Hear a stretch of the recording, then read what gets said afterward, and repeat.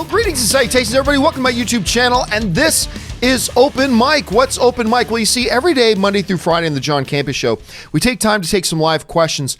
However, here on the weekends, that's all we do, is just taking live questions, talking about whatever it is you guys want to talk about, particularly as it pertains to the worlds of movies and movie news and entertainment and television, all that kind of stuff. And I'll tell you what, last night, what a great night. You guys know I'm a big UFC fan, big into mixed martial arts, and what a card last night. That Yoel Romero fight was like just fantastic. The Pettis Diaz fight was fantastic, but that Cormier Stipe Miocic fight was everything I could have hoped for and more. I told you Stipe would win that fight, although I didn't look good for a while, but still, what a fight. It was amazing. Fabulous evening. Got to spend it with some friends last night, including Buddy Ryan and Dennis. A few people went out to Hollywood to go watch it and had a really good time. I hope you guys had a chance to watch the fights, you know, if you're into that sort of thing, which I clearly am. Anyway, guys, let's not waste any time. Let's start getting right into it and get into the topics that you guys want to talk about here today. So we're going to get things started here with this. Jerome Smith II writes, UFC 241 was great. Diaz and Stipe got it done. Yeah, those were great fights. Those are really great fights, and I picked Diaz to win that fight. I picked Stipe to win that fight, but it didn't go the way I thought. Like, honestly, I thought Stipe would catch DC in the first round, and when Stipe Miocic lands, people fall down. But he landed some shots. DC was just not really looking phased by his shots at all, and then all of a sudden, in the fourth, he started to dig those liver shots. He started to go to the body.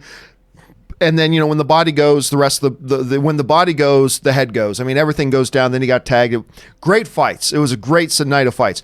Ranger 8 writes, Lord of the Rings Return of the King has the best end credits ever. Tear up every time. God, what I would give to watch those films for the first time again. I completely agree. The ending, because when Return of the King ends, I don't know how Peter Jackson does it, but they made you feel like you just came to the end of the journey with them. You know what I mean? It really made you feel as I remember sitting in the theater the first time I was watching. I was in the Cineplex Silver City Theater in Ancaster, Ontario, which is a part of Hamilton. And as those end credits started to roll, I remember feeling like I had come to the end of the journey. You know, and they did the thing with the sketches and that incredible Annie Lennox song, Into the West, which is probably the best end credit song in the history of films. It really did it. Movies, I always say, are experiential events, and they really made you feel like you were a participant in the journey. And it really does make it the best ending, I think, to, like, not best ending as in this is what happens at the end of the film, but the way they conclude the movie with the credits and the song and the music and all that kind of stuff. Like, I remember watching that movie for the first time, and nobody in the theater moved when the credits started to roll. And this is before the age of post-credit scenes, right? Nobody was sticking around for a post-credit scene. It was just that when the movie ended and that song started to play and the images started to come up, nobody in the theater moved. Everybody sat for at least 2 minutes, just taking it all in. It was remarkable and amazing. Okay, anyway, Ranger 8 follows up and writes, rewatched Endgame, and that portal scene, wow. All the Avengers and all the armies rallying behind Cap for one last stand against Thanos. It was, I mean, narratively, it made no sense, but it was a terrific moment. Like, as you're sitting in that audience, like, wait a minute, so they rallied together all these people in 5 minutes? Oh, and got them all magical Avengers communication device earpieces? It actually made no sense, but we don't care that it made no sense because it was an incredible moment. I mean, that iconic image of Cap standing there alone against Thanos and his entire army, tightening what was left of his shield, ready to go into battle against Captain America, against Thanos and all of his armies, and then the portals open. Great moment. Fabulous moment. Quinn Fowley writes, one of two. Watching you sing the opening lyrics to Anakin Guy, which I did yesterday, which, just as a friendly tidbit for future reference, is actually called The Saga Begins. Yes, that is what the name of the song is. Put the biggest, dumbest grin on my face. Also, thoughts on actors being demanded by social media users to leave their chosen career due to controversy. I say this because of Chris Pratt's recent controversies. I don't know if you've heard. I heard a little bit. The Chris Pratt stuff was nothing. That was idiotic. And I think the stuff going on with this actress from Mulan is completely idiotic. I mean, what she said, her opinion on the whole crackdown in China and everything, in Hong Kong, I should say, is a ludicrous point of view for her to have. But what do I care? I mean, she didn't do anything. Honestly, Quinn, I think it's ridiculous. I really do. Now, controversies about, what your point of view may be is one thing. Other things become an entirely different balls of wax, right? Like whether you're, a Kevin Spacey, if, you've done the things that he's been accused of doing, yeah, that should end your career.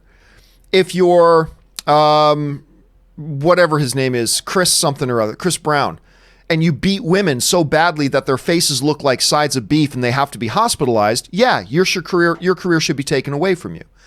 But for things like this actress, for things like that actor, whatever, just hearing that they have a particular point of view on something, I don't know. I personally, I think it's fans getting too invested. I really do.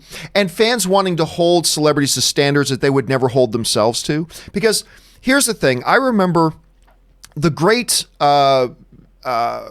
Christian biblical scholar and theologian by the name of Tony Campolo, who is actually one of my favorite Christian theologians and thought guys of all time.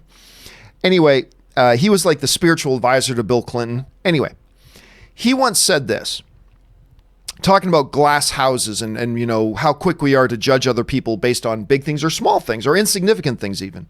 He said this on a stage once in front of like 10,000 people. He said, look, let's be honest. He said, if you knew every wrong thing I've ever done, if you knew every wrong word I ever spoke, if you had a hidden camera to see me at all of my worst moments, when maybe I showed unkindness, or maybe I spoke harshly, or maybe I treated somebody unfairly, if you had a magic ball to look on my life and see me at all of my worst, in my worst moments, in my worst things that we all have, if you knew all of that stuff, he said, you wouldn't sit here and listen to me. He said this to a crowd of like 10,000 people. He said, if you knew all that stuff, you wouldn't sit here and listen to me.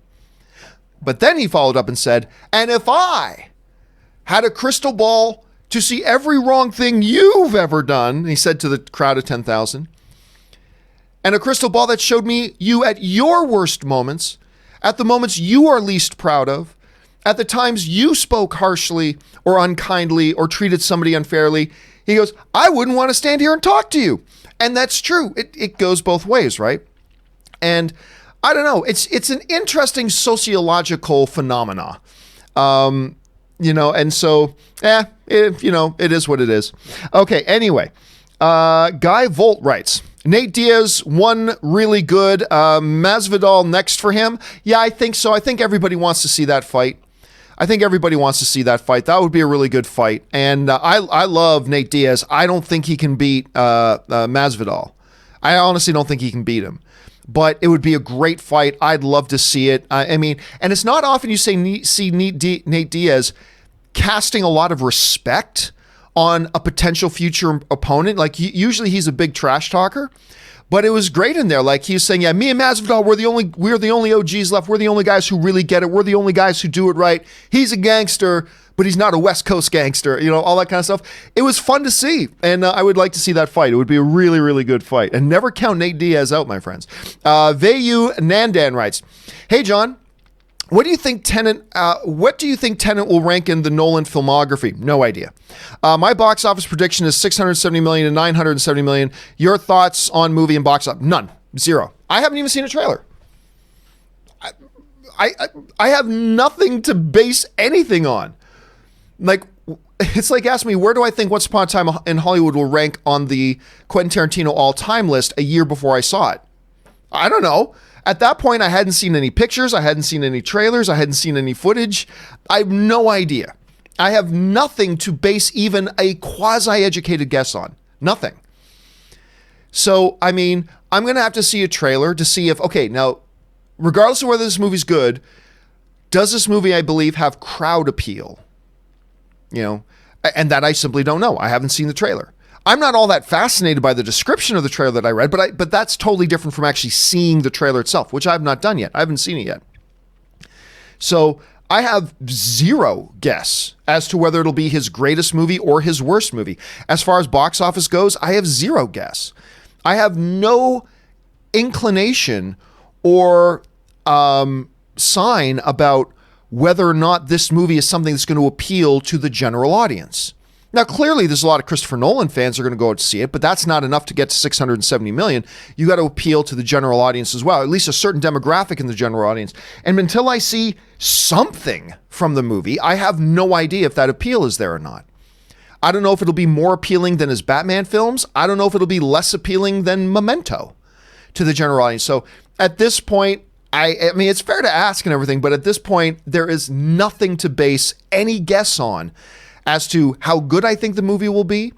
Being a Christopher Nolan film, I assume it's going to be good, but where it'll rank on his list, nor is there anything to base any guess on as to what the box office of it could be. There's just nothing there yet. So ask again, once we've at least seen a trailer. Once we've at least seen a trailer and a little bit of footage, and maybe, you know, we get a sense of the style they're going for with poster or whatever, then I can make a guess. But at this point, it's completely impossible to say. Other than to say, well, that since it's Christopher Nolan, I think the movie will be good. But where it'll rank amongst all of his good films, it's just right now, it's impossible to say. Absolutely no guess. Okay, Guy Volt writes, your thoughts on My Sister's Keeper? I Always Cry. That's the one with not Courtney Cox. Cameron Diaz and the other little girl actress, and I can't remember. Anyway, if that's the movie I'm remembering, it's a pretty good little movie. I thought a little heavy-handed sometimes. It's an interesting one. Alec Baldwin's in it too. It's an interesting little film where it's like this family has a daughter, and she's got, let's just say, health issues. So they have another kid later, specifically so they can use that kid's like bone marrow and use her as a family match so they can keep their older daughter alive. And then finally, I think it's Abigail Breslin plays the one daughter. And Abigail Breslin finally says, I've kind of had enough. And she goes to a lawyer to seek being emancipated from her parents so they can't make her go through all these horrible medical things to keep her sister alive, even though she loves her sister. I mean, it's a really fascinating idea for a movie. And I actually thought it was pretty good. A little heavy-handed, though. It doesn't handle everything beautifully, but I thought it was a good movie, really based on the back of a really, really strong premise. Anyway, Vayu Nadin writes, follows up, where do you think Nolan's place in Hollywood is after 10 years? I think right now, like, to me, Nolan is not a, Mount Rushmore of director yet. I mean, let's let another 10 years go by, and he very well could be in that conversation. But I think right now, he's definitely upper echelon. I think he's definitely top shelf when it comes to directors completely working today. Again, where I would put him on the all-time list, I don't know that I've got him in, he's certainly not in my top 5 yet, but I'm predicting he will be at some point. At some point, he will be in the top 5. Just not enough films from him yet. But dude is great. And by the way, my favorite film of his, which a lot of you have not seen, is Insomnia. If you have not seen Insomnia, Robin Williams, Al Pacino, Hilary Swank, I think it's his best film, personally. Amongst all his other magnificent films, my actual favorite Christopher Nolan film is Insomnia. If you have not seen it, I highly recommend you check it out. Okay, Carter writes, Does Feige producing Deadpool 3 mean 1 and 2 are now MCU canon? No, absolutely not. Or will it be a reboot where they just reuse the same actor like J.K. Simmons recently? Well, remember, I don't even think J.K. Simmons is even, honestly, I don't think J.K. Simmons is back. Let's just be clear about that. I think, and I hope I'm wrong about this, and I've got no insider information on this. This is just me as a fan speculating. My feeling was that little J.K. Simmons appearance in the post-credits of Spider-Man was just an Easter egg, to be honest with you. I don't think there's plans for him to be J.K. moving, or to be J. Jonah Jameson moving forward. I don't think there are. But that said, no. Just because all of a sudden he appears, or Kevin Feige is now producing Deadpool moving forward, that doesn't suddenly now take the old Deadpool movies and say they're now canon at all, like in any stretch of the imagination. Hell, Deadpool's movies weren't even canon with the X-Men films. Then again, nothing X-Men was ever canon with X-Men, but Deadpool's movies weren't even canon with the X-Men films. Just because Kevin Feige is now producing, that doesn't suddenly retroactively turn the old Deadpool films into canon, because if it was, that means the X-Men are already around and everybody in the world should already know about it. It means everybody in the world should already know about the mutant problem. It means all that kind of stuff. So, no. They'll reboot it in a way that you can only do it with Ryan Reynolds as Deadpool, and they'll make it PG-13. So, I mean, we'll see. We'll see how it all goes. All right. Maurice Seifring writes, a better movie, State of Play or Ides of March? Woo. I'm going to go Ides of March, I think. I mean, Ryan Gosling, as long as that's the one I'm thinking of. Hold on, let me just double, triple check to make sure I'm talking about, let me just make sure I'm thinking about the right movie. Where'd we go? That is the wrong movie. Hold on a second. Come on, where did it go? Yeah, it is the one with Ryan Gosling and George Clooney. State of Play, I quite enjoy. I mean, it's got Russell Crowe in it. It's, I believe Ben Affleck's in that as well. But I really enjoyed Ides of March. I thought it was a smart political kind of film. Hoffman.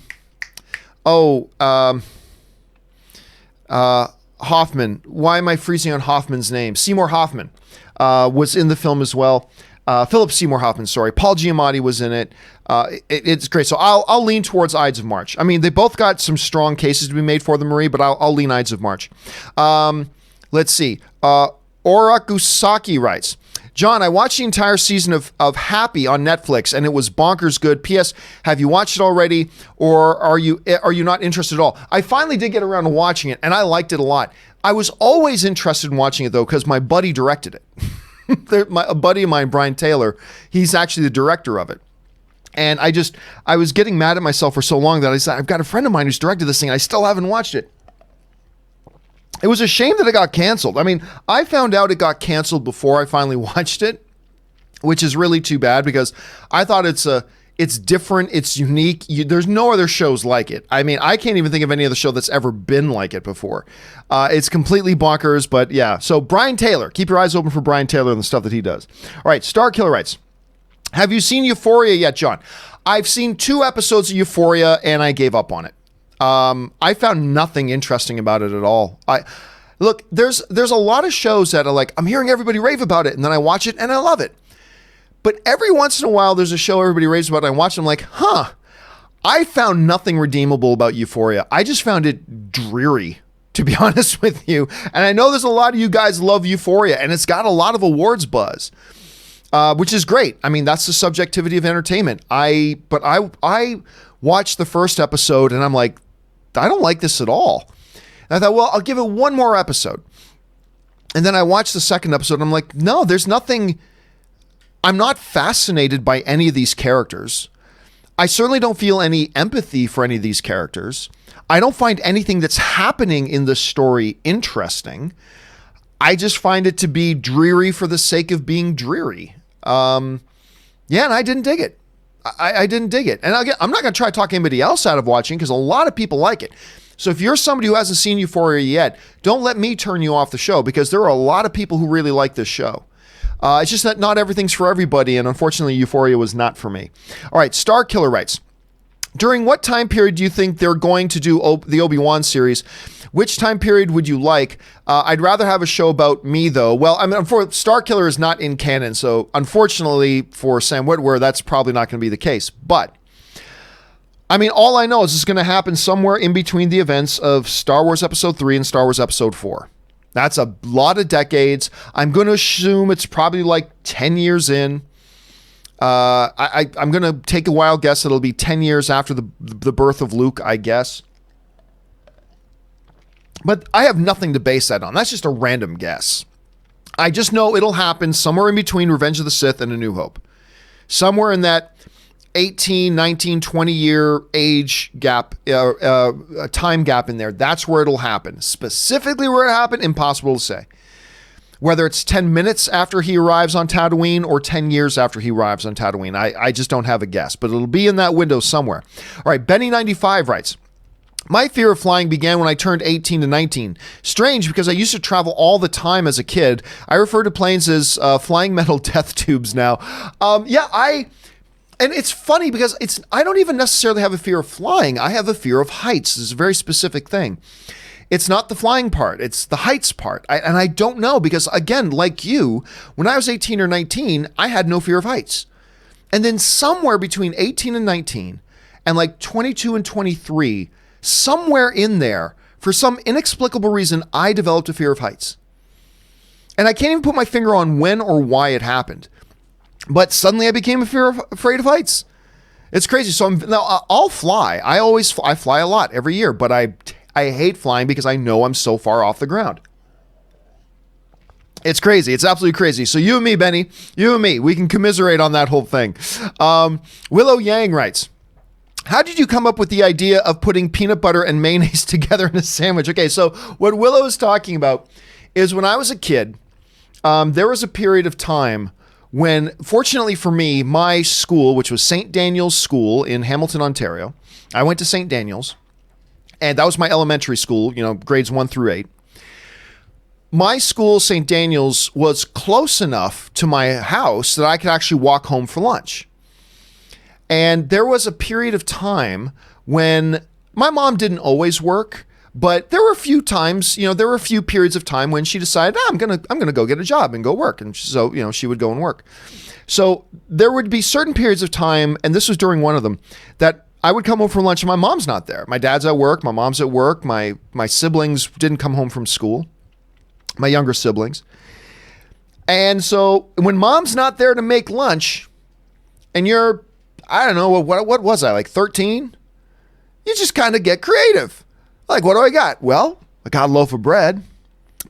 I like mayonnaise on my hot dogs and my hamburgers. Yes, I do. Take that, Hawkeye. I like mayonnaise on my hot dogs and my burgers. That's why I had to laugh at the beginning of Endgame when Hawkeye's daughter looks at him. Who puts mayonnaise on hot dogs? This guy right here. You shut your effing mouth. This guy. Anyway, so let's say I got bread. There's butter. Okay, I like bread. I like butter. I like mayonnaise. What else we got? We got peanut butter. I like peanut butter. And for a period in my life, my favorite sandwich became peanut butter, butter, and mayonnaise. It's absolutely true. I'm not even making that up. I wish I could tell you. You can't make this stuff up, ladies and gentlemen. That was my favorite sandwich for a number of years. And my mouth's starting to water just thinking about it. Now, I will admit, the sound of it sounds disgusting. But I just remember I would eat it and I would love it. Now, I haven't had that in about 25 years. It's probably been 25 years since I've had myself a peanut butter, and mayonnaise sandwich. But you know what? I think for one of the shows this week, I think I might just make a peanut butter, and mayonnaise sandwich and bring it on the show and eat it on the show. I don't know. If I can remember to do that, I think I might do that. Yeah. But how did I come up with the Willow? Just a kid at home. What do I got? And I just slapped something together and away I went. And history, culinary history was made, my friends. Culinary history was made. All right. Curtis Lopez writes, working as a WB tour guide, I had the privilege of being near the Lucifer cast, and crew during the last few seasons because they film here. I got to show tourists the sets whenever Lucifer is here. Now they're setting up again for season 5. So excited. That is awesome. By the way, listen, if you guys ever visit LA, I often have people send me messages saying, John, I'm going to come to visit LA. What are some of the things I should do? One of the things I will always say, go take the Warner Brothers studio lot tour. Absolutely sign up and go take the Warner Brothers studio lot tour. It'll give you such an appreciation of Hollywood history, and you get to see some very cool things. I'm not telling you you're going to run into a bunch of movie stars, but you're going to see some really cool things. It's like, I think it was like a two-hour tour, and it was fascinating. I love it. That, and go to Universal Studios Hollywood and make sure you take their tour, lot tour as well when you go to Universal Studios Hollywood. Those are a couple things you got to do. Because they're a lot of fun and they're really cool. And maybe, just maybe, you might bump into Curtis. And you know what? The other thing, now that you bring up Lucifer, I have got to get on board with this because Erin Cummings, who's on our show a couple times a week, she's great. She used to be in this show, Spartacus, which I'm sure you guys all know about. Anyway, one of her co-stars in Spartacus was an actress by the name of Leslie Ann Brandt. And she plays Mazikeen, who is one of my favorite characters on television. Anyway, Erin and Leslie Ann are really tight, close friends. So I don't like to try to take advantage of people. It's like, wait a minute, you know somebody? Get me introduced. I've never done that. I might do that with Erin and say, hey, we've been friends for 10 years. Introduce me to Leslie Ann because I freaking love her. Anyway, I might have to try to do that at some point. But yeah, guys, go take the WB tour by all means, and maybe you'll meet Curtis. All right, Steve James writes, hey, John. I gotta say, Thursdays are now officially my favorite day on the John Campea Show. You, Chris, and Aaron make a hilarious combo. I do have fun on Thursday. Don't get me wrong, actually. I count it a privilege every day that I get to do a show with Robert Meyer Burnett. An absolute privilege. I love doing my shows with Robert. I do gotta say, though, the Thursday shows are very unique. The energy level, getting Aaron and Chris together in a room, and the energy level that comes with that, it's a very different day than all the other days.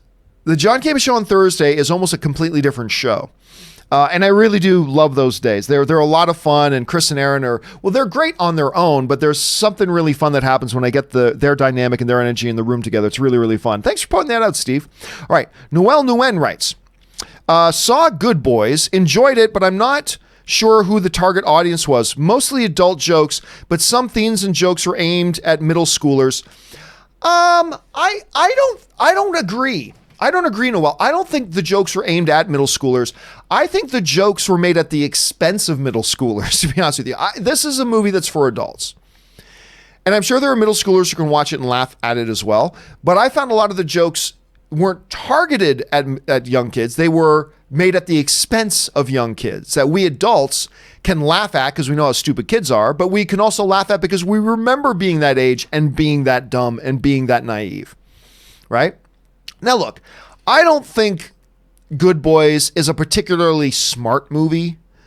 I don't think it's a particularly overall great movie, but it's a comedy. And as a comedy, I thought it was freaking hilarious. I laughed a lot in that movie. I walked out of that theater very entertained. Overall, is it as good of a movie as Booksmart? No, it's not even near the same level as Booksmart. But as a pure comedy, it brought laughs.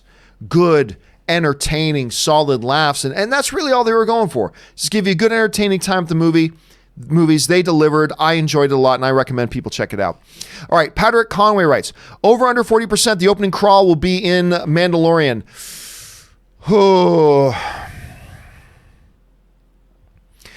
You know, if the question was over under 40%, should they? I would say way over. It should be 100%. That to me is the DNA identifying mark of a Star Wars story, an opening crawl. I believe all Star Wars tales should have an opening crawl. I hated this notion of, well, the opening crawl is what differentiates the episodic sagas and everything else. Shut up. There's a billion things you can use to differentiate the episodic sagas from the other things. In the history of Star Wars, even the comic books would open with opening crawl. The first page would be an opening crawl of things. The video games, for heaven's sakes, open with opening crawls. I hate the fact. I hate it. And look, I love Rogue One. But it took me a while for it to feel like Star Wars because that movie would start and no opening crawl. No opening crawl. That's a little thing. It's just a little thing, but I think they should, but unfortunately, I'm going to say it's under 40%. I'm going to say under 40% that they will actually have an opening crawl in The Mandalorian. I hope they do, but I don't think that they will. All right, Kellex writes, one of two. I wish Netflix would start going to a 1 episode per week format for some shows. A show like Stranger Things should be the talk of an entire summer, not just one weekend, and it's kind of forgotten. Also, with binging, it's just kind of blurs everything together and you forget a lot of what you saw. I mean, look, I'm kind of torn on this, Kellex, because on the one hand, as a viewer, I enjoy binging. I do. As a viewer, I enjoy binging. Ann and I watched season 3 of Stranger Things in one day. And I enjoyed that.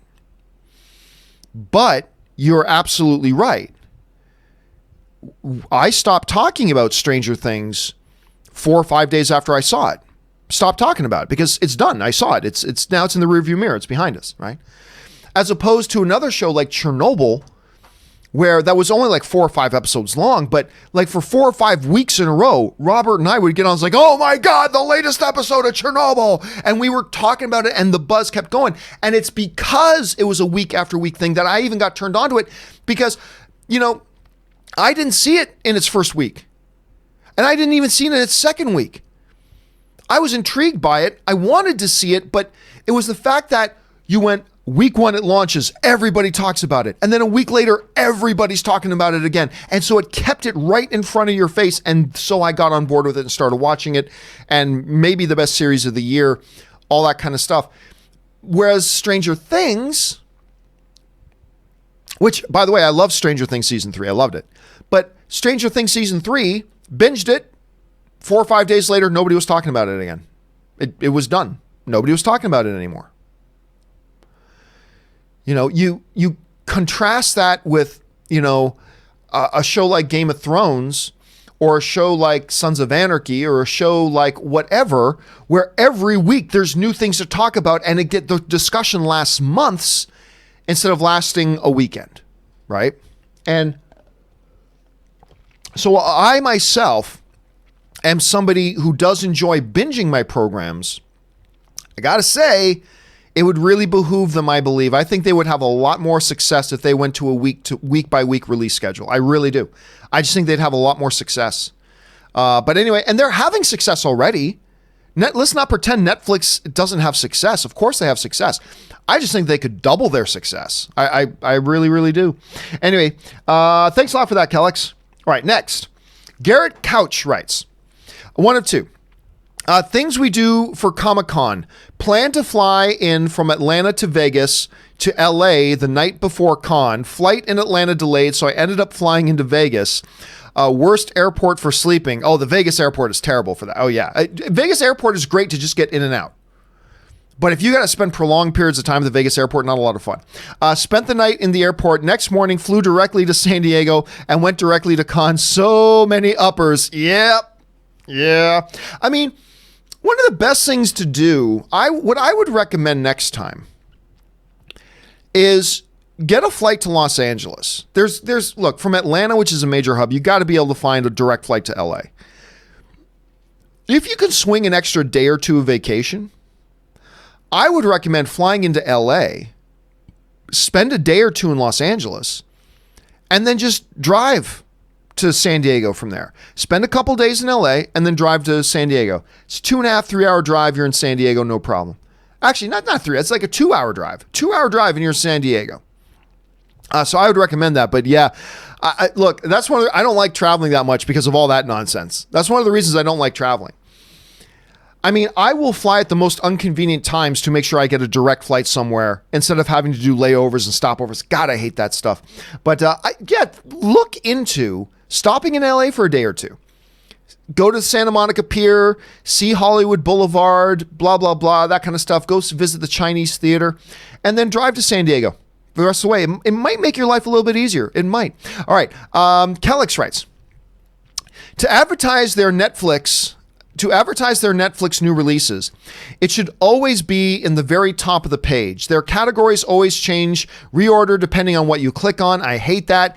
Keep the same so you can find it. I mean, look, one of the biggest problems, and we've been talking about this for a while, as great as Netflix is, one of their biggest problems is that they put out so much crap content that they put something out and I've never even heard about it. Like, I've lost count how many times somebody has written on the show and say, John, have you seen X show on Netflix? And I'm like, I've never even heard of that show. Because Netflix is the worst when it comes to marketing and promoting their content. They're the worst. Absolute worst. Like Stranger Things, sure. But for every one Stranger Things that they actually get billboards and they do some promotion on, for every Stranger Things, there's like 20 other of these.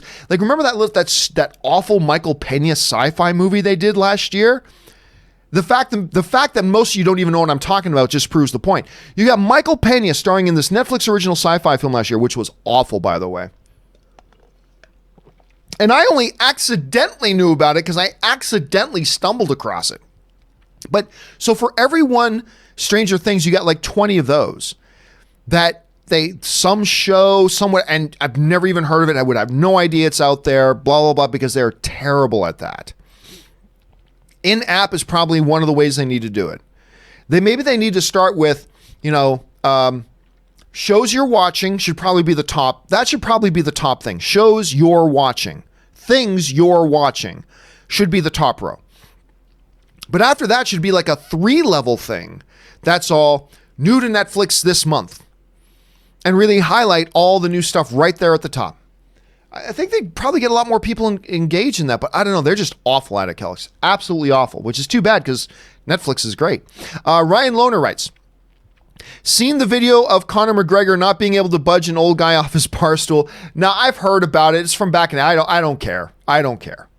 I don't know what was said between them. For all I know, the guy was insulting Conor McGregor's mother, which if you do that to another man's face, you're kind of asking to be punched. I'm not advocating violence. I'm not. But I don't feel sorry for anybody who gets punched depending on what it is they start lipping off about.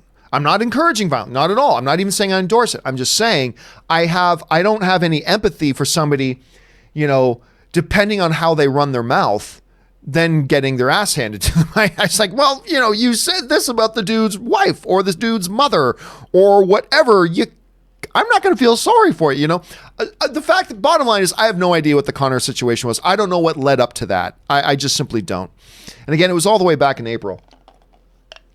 So I haven't seen the video, nor do I have any interest in it. And look, I'm not a fan of Conor McGregor's anymore. After the whole bus incident, I lost him. But honestly, this doesn't make it any worse to me because I have no idea what the context is. So it's hard to have any kind of a judgment when you don't know the context.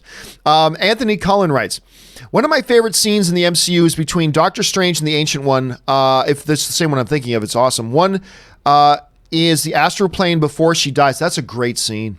Probably the best scene in the movie. Anyway, it's heartfelt and the cinematography is gorgeous. The cinematography was good, but it's an emotionally satisfying scene.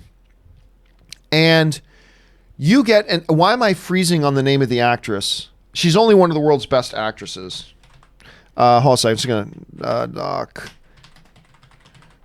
She's only one of my favorite actresses in the world, and I'm freezing on her name right now. That scene alone is one of the reasons you go out and get Tilda Swinton. Why did I freeze on Tilda's name? On Tilda Swinton.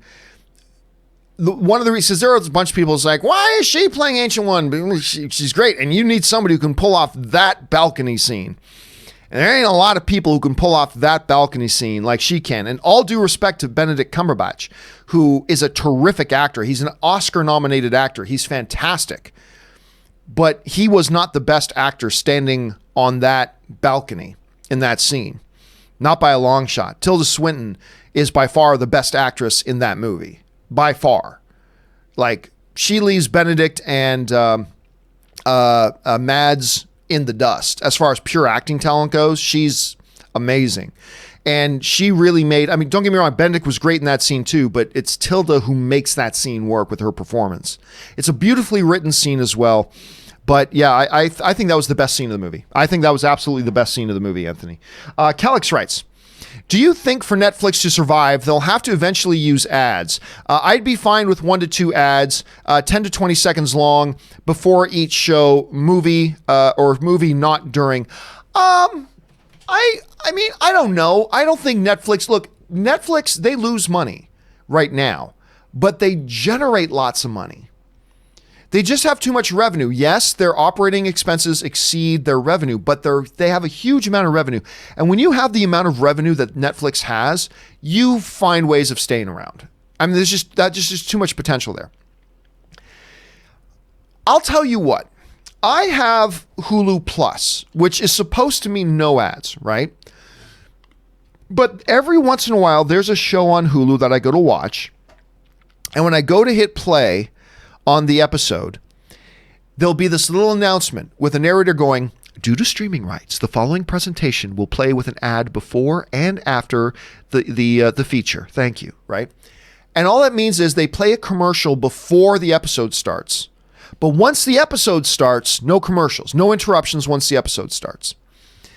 And I got to say, when I first saw that, I was put off by it because I'm like, wait a minute, I pay for Hulu Plus. I pay to not have any ads. I pay the extra amount of money to not have any ads. But I have to admit, it really didn't bother me. You know, an ad playing before the show started, and as long as it doesn't play during the show, I actually found it didn't bother me all that much. I think, though, that if Netflix were to announce that they were doing commercials, I think you'd see a lot of people getting upset. So I don't know, but at the same time, a commercial playing before a show starts, I gotta admit, doesn't bother me too much. Now, if they started playing 2 commercials before a show starts or 3 commercials before a show starts, okay, bye Hulu Plus, bye-bye. But one, like a 30-second thing, which honestly, I hit play and then I use those 30 seconds to run to the kitchen, get my drink, whatever, come back, settle in, and then watch the show. So it honestly doesn't bother me that much. The danger, of course, is, though, that slippery slope. If you let them get away with 1, pretty soon it'll be 2. And then pretty soon it'll be 3. And then before you know it, it's going to be like going to the movies where you got to sit through 25 freaking minutes of trailers before the movie actually starts. The ad says the show starts at 7, started at 7:28, and that's BS. That shouldn't happen. But I don't know. We'll have to see. We'll see how it all kind of unfolds. Jesse Lopez writes, how excited are you for the rise of Skywalker? Plus, any thoughts on Rey Shmi Skywalker nonsense theory? Rey being Anakin's mom? No. I'm not paying attention to that. I'm really excited for it. I mean, it is my most anticipated movie of the year. I mean, it's Star Wars. It's my most anticipated movie of the year. But I'm also realistic about it. It's not going to be as good as the original trilogy. I mean, you never know. It might be, sure. Any film could be. Any film could come out and be as good as The Godfather. It's unlikely, but I guess it's possible. Could Rise of Skywalker be as good as any of the original trilogy? I suppose it's possible, but I have no expectation of that. But yeah, I'm really excited. I loved JJ's The Force Awakens. Loved it. It's my favorite Star Wars movie that's not the original trilogy. So for me, it goes original trilogy, Force Awakens, Rogue One, Solo, Last Jedi, prequels, somewhere down there. Prequels somewhere down there. So to have JJ come back is exciting. So I honestly, I don't know what kind of expectation. Again, I'm not going in with any expectations of it. This is going to be the greatest thing ever. It's going to be as good as the original trilogy. Nah, I'm not going in with those expectations. But I'm just, if he can just make it like 90% as good as The Force Awakens was, then I'll be completely happy. So pretty stoked. All right.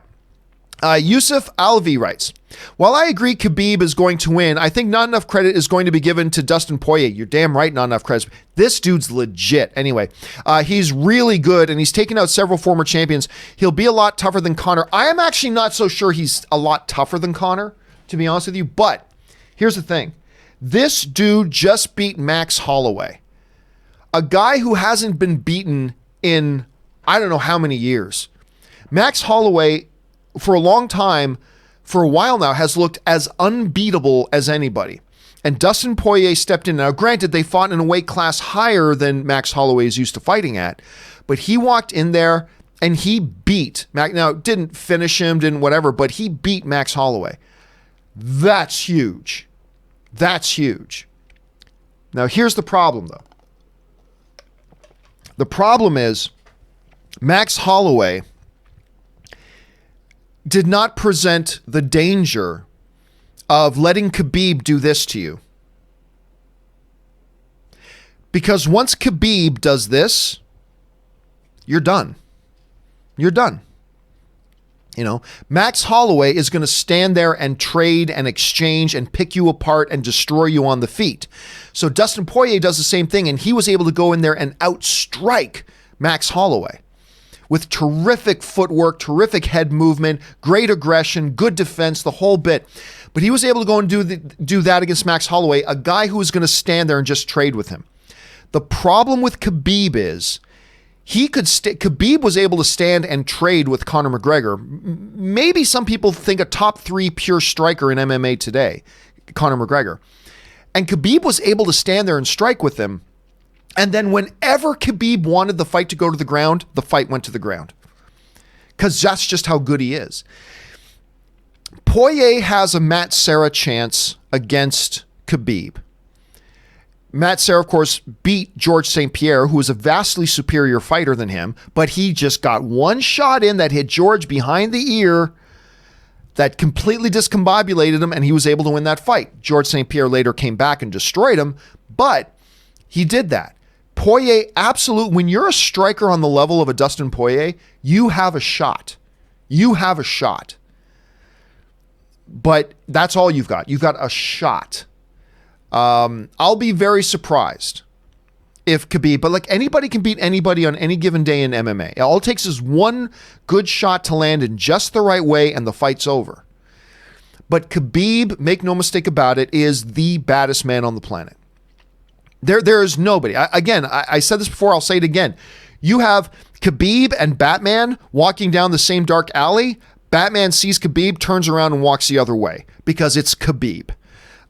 He is the scariest man on the planet. And I expect him to win that fight, but he better not go to sleep on Dustin Poirier, because if he blinks, Poirier will land 3 shots in the time it takes Khabib to blink. And if he hits the right shot, Khabib could go down. So I would put all my money on Khabib, but yeah, you better not just write off Dustin Poirier, because that dude's dangerous.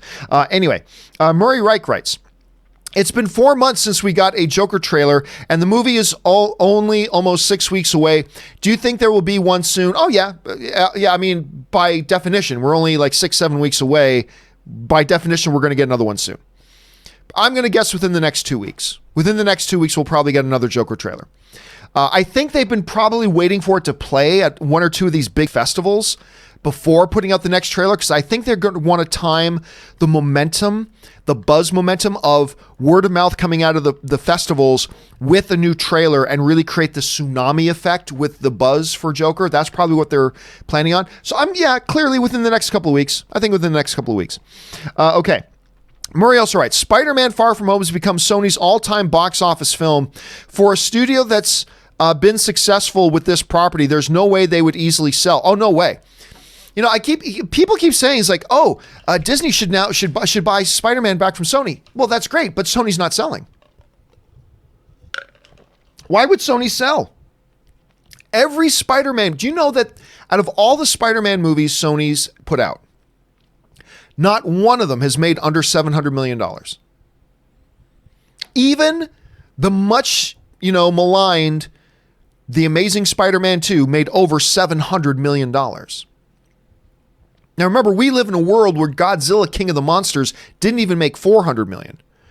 Not a single Spider-Man movie that Sony has ever put out, including if you want to say Venom, if you want to include that in the universe, which you shouldn't, but not a single Spider-Man live action movie has made under $700 million.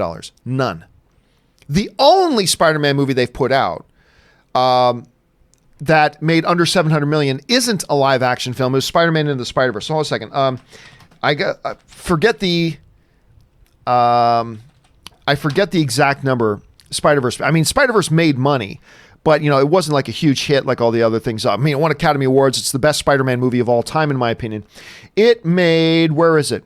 $375 million. $375 million. So really profitable for a movie that cost $90 million to make. So very profitable, all that kind of stuff. So yeah, people, Disney should buy Spider-Man back. Well, that's great, except they're not selling. It's all good that I can bump into you on the street and say, oh, I want to buy your shoes. Your shoes look pretty good. I'm going to buy your shoes. And you're going to look at me and go, no, you're not. Because I'm not selling my shoes right now. I'm kind of using them. And I enjoy my shoes. Now, I could make you a ridiculous offer for your shoes.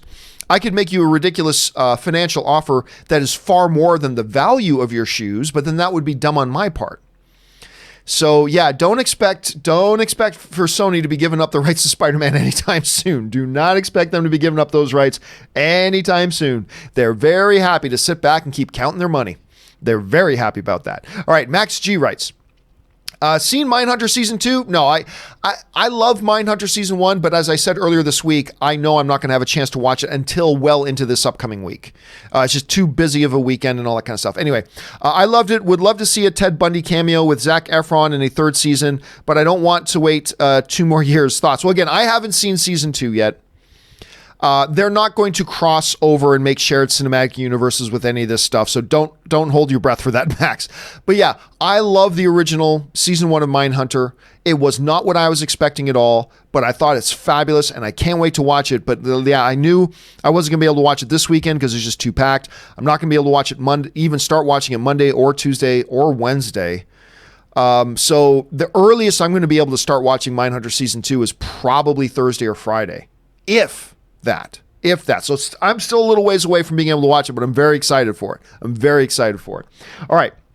Royce Freeman writes, Orson Welles was forced to heavily cut Touch of Evil, and years later it was restored after his death. What do you think about such restorations? Oh, I'm all for it. I have no problem with it. Look, restorations, things like that, they're the same to me as reboots or remakes, philosophically. My philosophy when it comes to reboots or remakes is simply, listen, if you do a reboot or a remake and it's great, wonderful. I have a new great thing and fun thing to watch. If it's terrible, oh well, I still got the original. No harm, no foul. I don't care. I feel the same way about restorations and stuff like that. So really, honestly, myself, Royce, to be honest, I don't have any problem with it. I don't have an issue with it. Chris Sheehy writes, hey, John, what do you think of the Cowboys quarterback, Dak Prescott? For a 4th-round pick, he's been very successful. How big should his next contract be? Honestly, look, I honestly don't think Dak Prescott is all that good. I'm not saying he's all that bad either. I think Dak Prescott is a very serviceable quarterback. But, and a legit starter in the NFL. But, I wouldn't consider him a top 10 quarterback in the league. He's certainly no Tom Brady. He's no Patrick Mahomes. He's no Aaron Rodgers. He's no Russell Wilson. He's no Drew Brees. On and on. He's no Andrew Luck. He's no on and on. I would take Ben Roethlisberger before him. There's at least 10, 11, 12, 13 quarterbacks I would take before him. And you're right, for a 4th-round pick, not bad. Tom Brady, of course, was the last quarterback taken in his draft, and look at him. But anyway, Tom Brady, god of Olympus. Anyway, but I don't think Prescott's a top 10, top 11, top 12 quarterback. A legitimate starter in the NFL, yes. He's a good, serviceable quarterback. But I honestly don't think his next contract should be that big. I really don't. I don't think he is take it to the bank kind of quarterback money. He's not a quarterback that can throw a team on his shoulders and carry them to wins. I just don't find him to be that kind of quarterback. Like I said, give me, well, obviously Tom Brady and Aaron Rodgers, sure, but give me a Patrick Mahomes, give me a Russell Wilson, give me even Matt Ryan, give me, like I said before, Andrew Luck, give me on and on and on and on. I take a lot of guys for him, so I don't want to, he's okay, but yeah, I actually don't think he's that great. All right, Jack Reacher writes, my sister liked episode 8, but she said she did not like nearly as much as 4, 5, 6, 7, or 3. We finished Star Wars and she's ready for episode 9. I mean, hey, she's not going to be alone in that theory. She's not going to be alone in that assessment. There are probably a bunch of people who feel the exact same way, but bring on episode 9. Bring on episode 9. And here's hoping that JJ can bring this across the finish line, bring it across strong. Hopefully this one will be less divisive than The Last Jedi was. Who knows? We'll have to wait and see at this point. I think we're getting a new trailer this weekend. Or this upcoming weekend. I think we're getting a new trailer at Star Wars The Force Awakens. At the very least, we're going to get a big behind-the-scenes video for it.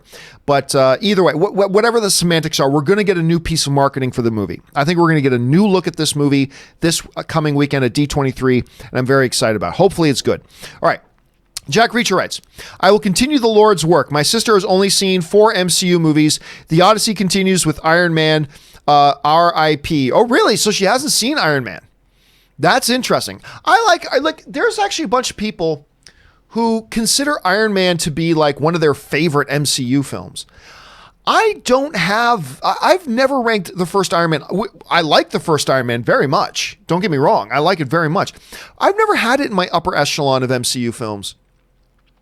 I haven't. Like, I think the first Thor movie, which is the second most underrated comic book movie of all time, only next to Man of Steel, I think the original Thor movie's better. I think Captain America, the first Avengers, better than the first Iron Man. I think Ant-Man was better than the first Iron Man. I certainly think movies like Winter Soldier and Civil War and things like so I like it, but usually a lot of people want to start with Iron Man, so I find that interesting. Keep doing the Lord's work, Jack. Keep doing the Lord's work. All right. Ryan Lohner writes, where are we at here? There we are.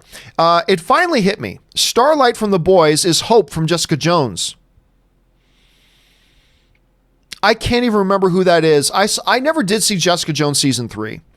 I didn't like Jessica Jones season 1. I wasn't all that big on Jessica Jones season 2, so I gave up. So I'll be honest with you, I can't even remember who that is. I can't even remember who it is. And she gets revenge on Robin by getting her fired. Again, if I could remember anything about Jessica Jones other than the fact that I didn't like it,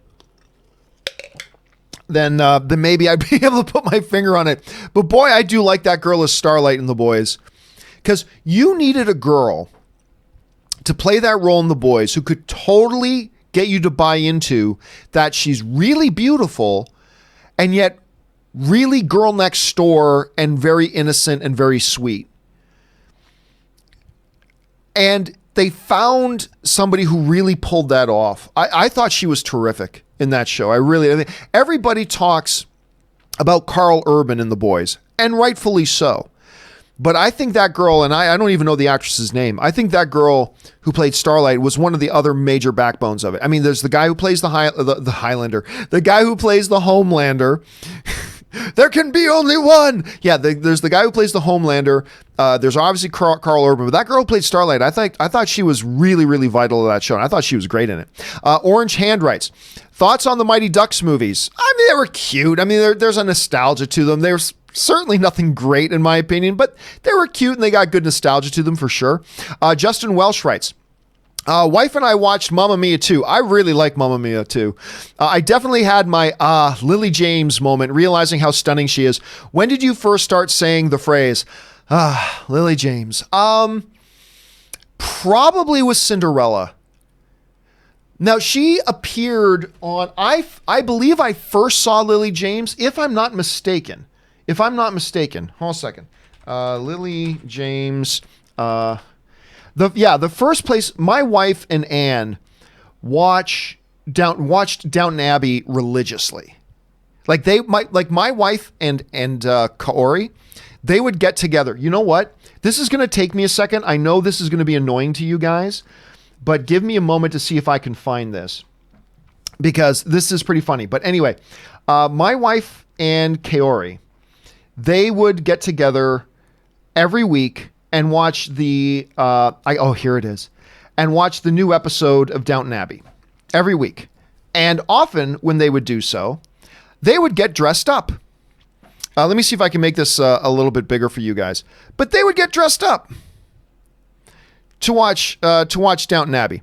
They would they would make their afternoon tea, and they would get busy. Anne's holding the teapot. They would get biscuits and put on their tea time hats, and they would sit down and watch Downton Abbey. And they would do it every single week. That's what they would do. So one week I finally had to take a picture of them and say, look, I've got to chronicle this about how you guys get dressed up and how serious you take this show. So anyway, that's where I first got exposed to Lily James, was in that. But the whole Lily James, I think, was in her Cinderella, when she was Cinderella for Kenneth Branagh, which that movie's great. Robert and I actually talk about that movie a lot. That's a really great movie. That Cinderella movie is a really great, not a good movie. It is a great motion picture. It's a great movie. I love what Kenneth Branagh did with that. And Cate Blanchett is fabulous in it. And Lily James. And I think that's when I started going, as we talk about Lily James, Lily James. I mean, she is, man, woman, or child. She is just physically one of the most stunning human beings on the earth. Just absolutely stunningly beautiful. And she's got the talent to back it up. So, yes, absolutely. She's absolutely scrumptious in Mamma Mia 2. But I really, I think it was Cinderella when I first kind of got on that kick there, Justin. All right, next one up. We go to Murray Reich, who writes, I saw Driven starring Jason Sudeikis, who plays an FBI informant, Corey Stahl's FBI agent, and Lee Pace, who plays John DeLorean, the guy behind the car and his corrupt business, which led to his downfall. 7 out of 10. I never did get around to watching that. I didn't hear great things about it, because in it, okay, so John DeLorean needs, I think, if I remember it right, needs like $60 million to take his thing to the next level. And the only way he's got to do it is to do some big drug deal. Corey Stahl's an FBI agent. Jason Sudeikis becomes a friend of John DeLorean, played by Lee Pace. But he's actually an informant trying to... Anyway, it's an interesting premise, but the trailers never sold me. And I actually heard not so great things about it. Now, don't get me wrong, I never heard it was terrible. I never heard anybody tell me, say, oh, this movie was awful. I never heard that, but I never heard a lot of things that got me really into checking it out. But, there are some people who did, and clearly with 7 out of 10, you liked it, Murray, which is great. So for those of you who don't know what he's talking about, check out this movie that Murray is talking about. Driven, Jason Sudeikis, Lee Pace. I love Lee Pace, by the way. He plays Ronan the Accuser in the MCU. I really like Lee Pace. Anyway, go check that out, and maybe it'll be one that you guys enjoy as well. All right. Hector Jeter writes, I was on my AMC app to see if I had any rewards to redeem, and was shocked to find out that my total savings since June 2016 is $2,519. Holy crap. Yeah, I had the same thing, because it actually keeps track. It keeps track of everything. Like, every time you book online, you don't have to pay the online service fee. That's like $1.50 right there. Every time I go and get a free upgrade to my soda, that's $1.25 right there. And every time I upgrade my popcorn from medium to large, that's $1 or $2 right there that I save. All on top of the free $5 and $10 rewards I get just for going all the time. And it gets into the thousands of dollars. I wish I had my phone right here. If I had my phone here with me right now, I'd probably look into it and just see because my number's got to be around that or more. All these programs at these movies theaters, because with the expense of going to movies today being unreasonable, these things, everything that saves you money as a film fan is a good thing. That's why I love this era of being in the A-list era, Regal Unlimited, the Cinemark plan. I love these things because all these things are offering moviegoers value, and anything that offers moviegoers value is good for me. So yeah, if you've got the Stubbs program, you should go and check to see what your savings have been overall, because it does add up over the years. It really, really does. All right. Kalis Menon writes, Endgame writers say that there were always 2 caps in the MCU. Thoughts? I think it just goes to prove again that the MCU has no idea what they were doing. Look, the time travel stuff in Endgame makes no sense, because even now people at Marvel are giving different stories. right? We just a few weeks ago, there were stories running about how, Marvel execs saying, no, Captain America wasn't there the whole time, blah, blah, blah, blah. But now there was this comment that came out by the Endgame writer saying, oh, no, yeah, he was there the whole time. Yeah. When he went back in time, he was actually in the same timeline and has been here the whole time, a lot of which was... So even the Marvel uppity-ups can't get their story straight. Even they can't get their story straight. The way they did things in Endgame it has a lot of logic problems. And there are a lot of fans like me who acknowledge that it has a lot of logic problems and go, we can overlook it. It gave us a great, fun, entertaining movie. That's all there is to it. But there are some Marvel diehards who just refuse to acknowledge that there's any plot holes, any logic problems in Endgame whatsoever. And there are. And now when you got all these Marvel, like these top Marvel people, including the writers and executives, that they can't even get on the same page about how and what their time travel did and whether or not Steve Rogers was or was not in that main regular timeline this whole time or not. Like, it just kind of reemphasizes the point that they don't even know what they're doing over there. It was such a convoluted mess and has so many logic problems, and who cares? It delivered a great fun movie, and that's the bottom line. But that doesn't mean you can't acknowledge that, yeah, there were logic problems in the movie. There were logic problems in the movie. And I think these comments by the writers recently just kind of reemphasizes that. Anyway, Kyle Smenon also writes, also, have you met David Arquette? I have, actually. David Arquette was one of the very first guys I ever met in LA. It was really weird. I was traveling to, I was visiting in LA. I hadn't even moved to LA yet. I had just came to visit LA, and I was here for a few months on an initial visit to LA.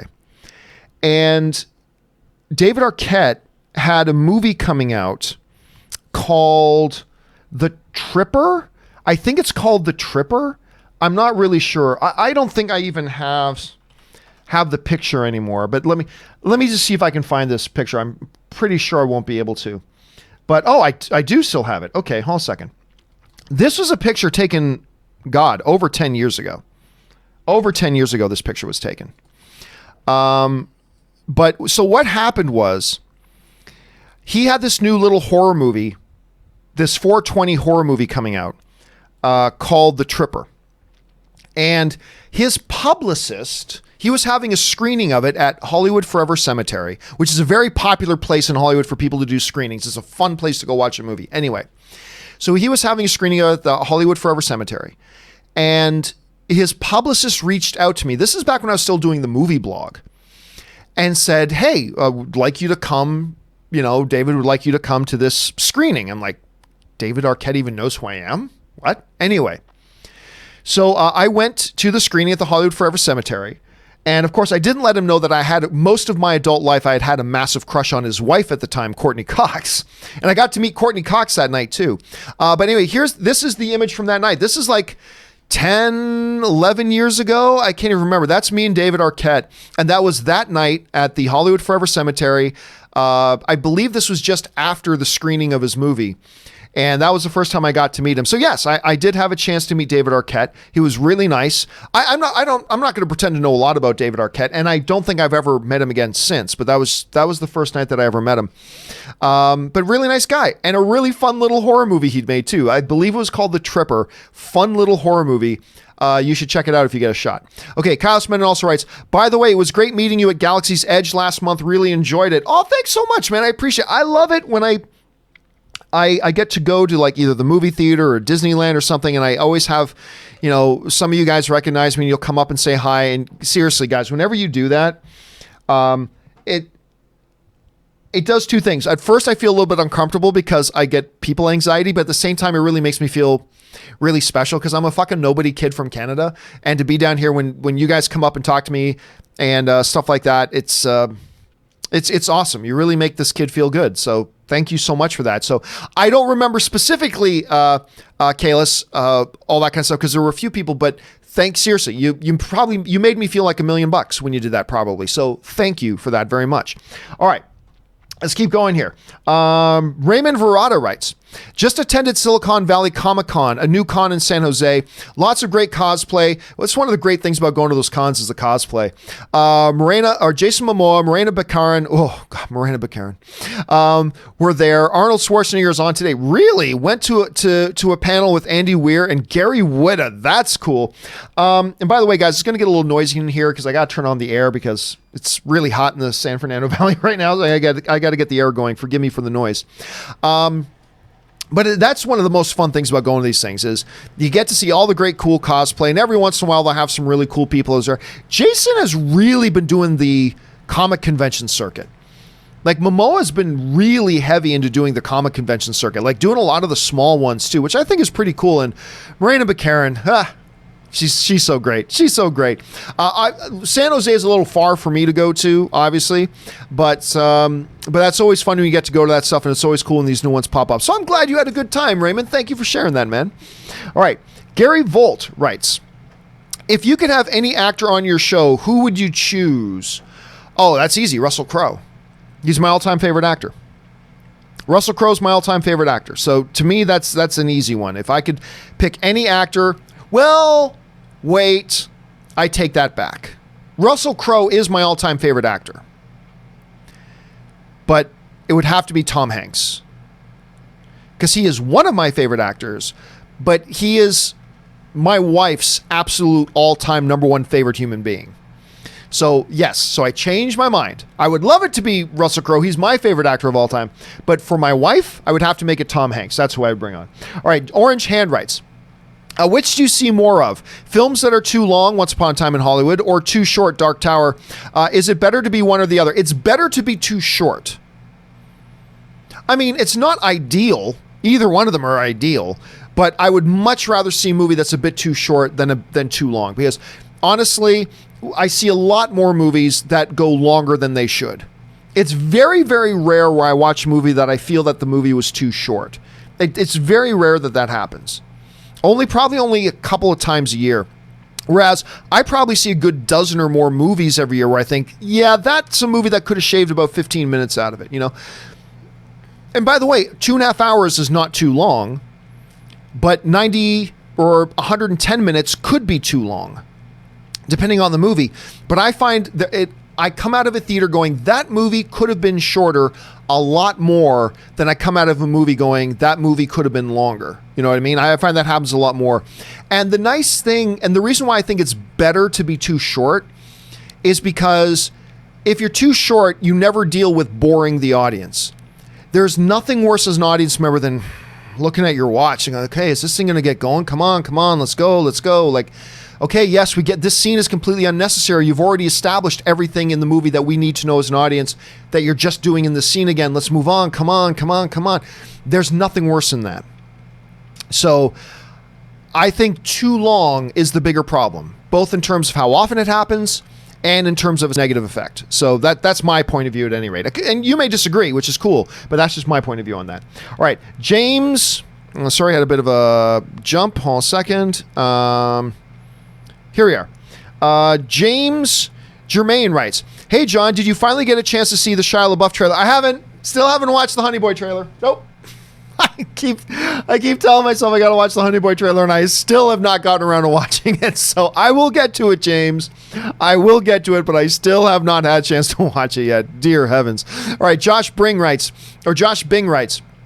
how you conduct the show uses a similar style to what you did back in the old AMC days. I still like it. It's unique. Ever thought of changing it, though? No. Why would I?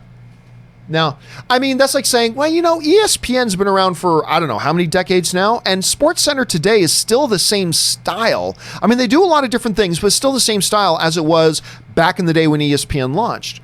True, because that's the format that works. Look, from the day I started, and the first thing I did was I had my website, The Movie Blog, and when I started, my first show was the world's first movie-based podcast. And it was called the Movie Blog Audio Edition, is what I made. And it was the world's first movie podcast. As a matter of fact, the term podcast hadn't even been coined yet. The term podcast came a little bit after I started the Movie Blog Audio Edition. Anyway. And my whole thing was, me and my friends don't talk about the movies we love the way a lot of film critics do. I love film critics and the way they talk about it. I love it. I don't want them to change. It's just that that's not how me and my friends talk about it. Me and my friends talk about it like sports fans, because I was also a very big sports fan. I still do this. If I wasn't doing movie punditry right now, I'd probably work for ESPN as a sports pundit. But I remember thinking we talk like sports fans when we talk about our movies. So I thought if I ever did a show, radio, video, whatever, that's how my show's going to be. We're going to talk about it like sports analysts, because that's how I naturally talk about the movies. And I would want to do what works for me. And so that's what I did. And that's what I continue to do. Now, obviously, there's a lot of differences between my show today and the Movie Blog Audio Edition podcast that was out years ago. There are differences between the show I do today and AMC Movie Talk. But at its core, the DNA of it is still very much the same. My goal at the time was to make Sports Center for movie fans. That was always my goal. That was always my template, that I wanted to do Sports Center for movie fans. And I started that 13 years ago. And that's what it's always going to be. Because that's the way that me and my friends talk about movies. So that's how I'm going to get online and talk about movies.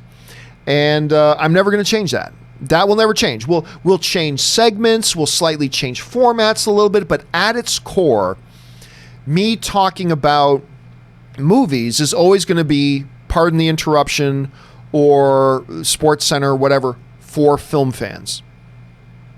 Because that's what I know. That's the way me and my friends talk. So that's what I wanted to do in my shows. But interesting point. Thanks for bringing that up, Josh. All right. Rob Fitz writes, thoughts on Marvel TV, not studios, saying they have unannounced D+ shows, Disney Plus shows. Think they will or / should officially say it's not part of the MCU like the DC TV and DCU? I really, at this point, Rob, we don't have enough information. At this point, I simply do not have enough information.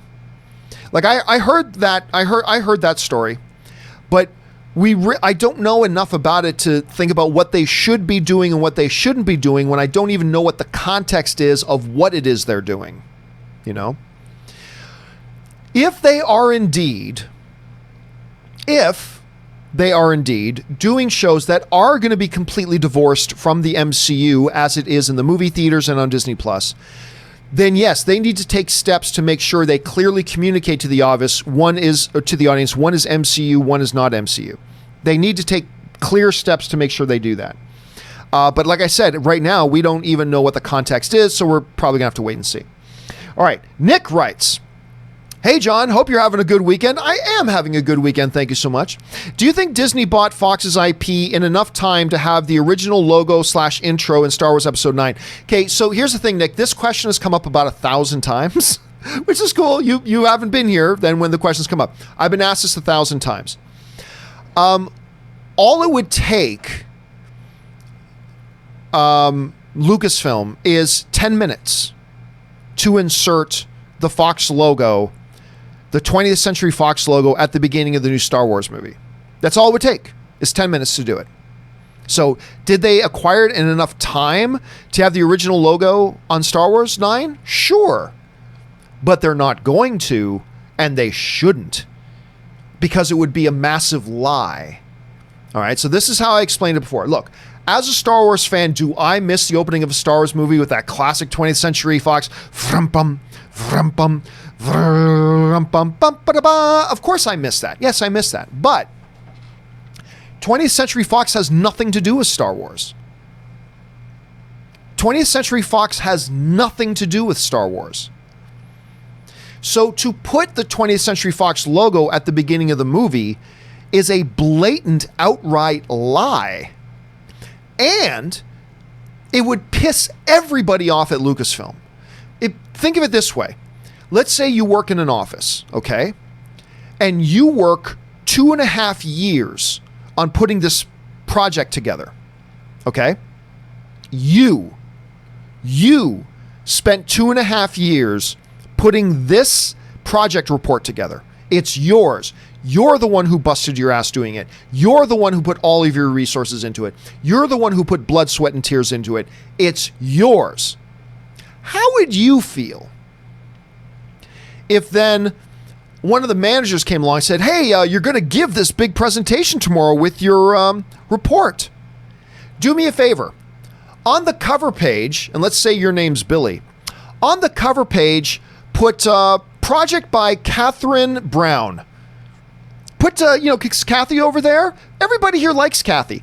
On the front cover page of your report, put report by Kathy Brown. Thanks a lot for all your work, Eddie. That would piss you off. You would throw over tables. You would quit your job. You would leave. You're like, screw you. Kathy Brown had nothing to do with this project.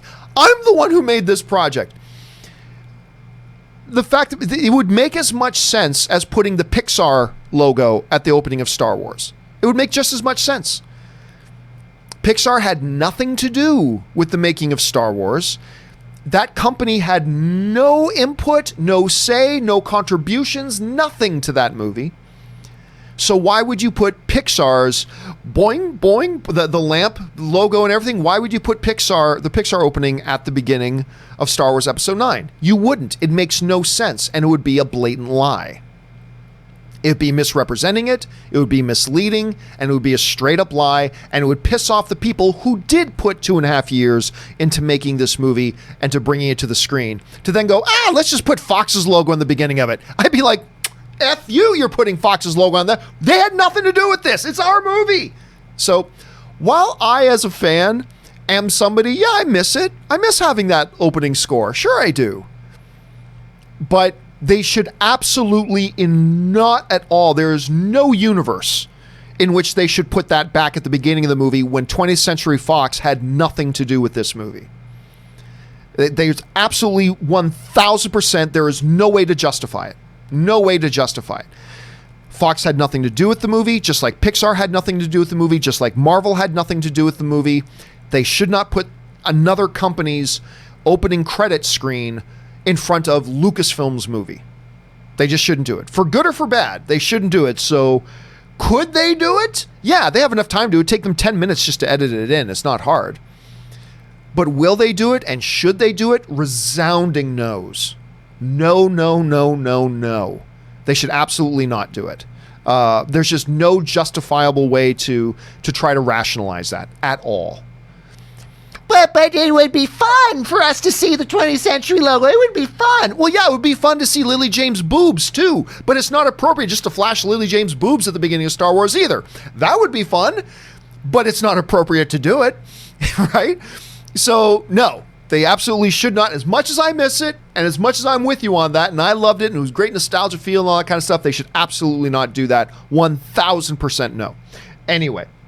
Okay, so no problem, Nick. Thanks for the question, dude.